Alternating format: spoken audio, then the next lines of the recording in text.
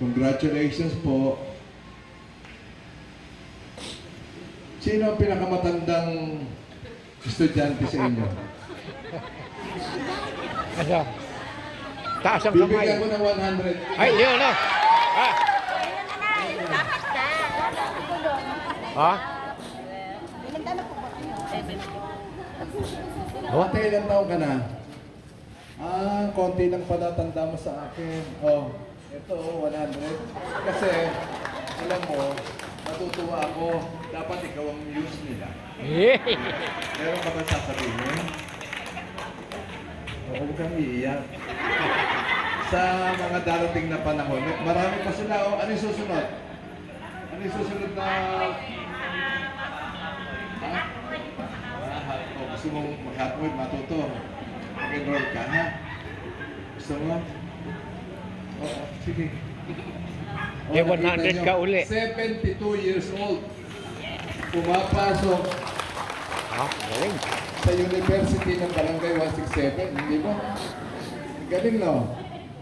Pumanap kayo ng katulad ng ginagawa ng Sangguniang Barangay, ng Barangay 167. Kung ganito karami ang kanilang livelihood training programs.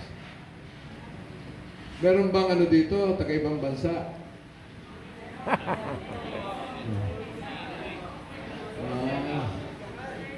Ito, natatanaw ko nga, yung maliit ang mata.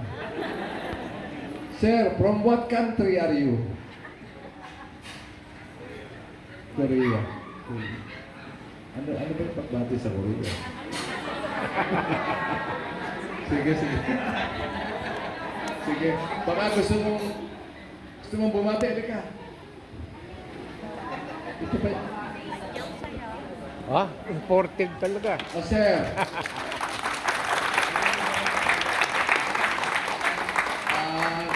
You understand Tagalog? What is Tagalog in Korean language? What is the meaning of Tagalog in your language? Tagalog din. Tagalog. Oh, what did you learn in 20 days in your barista, in your pre-training barista coffee making? Okay, you have...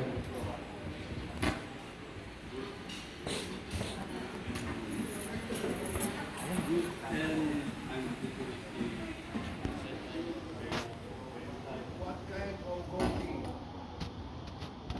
can you make? Latte. Latte.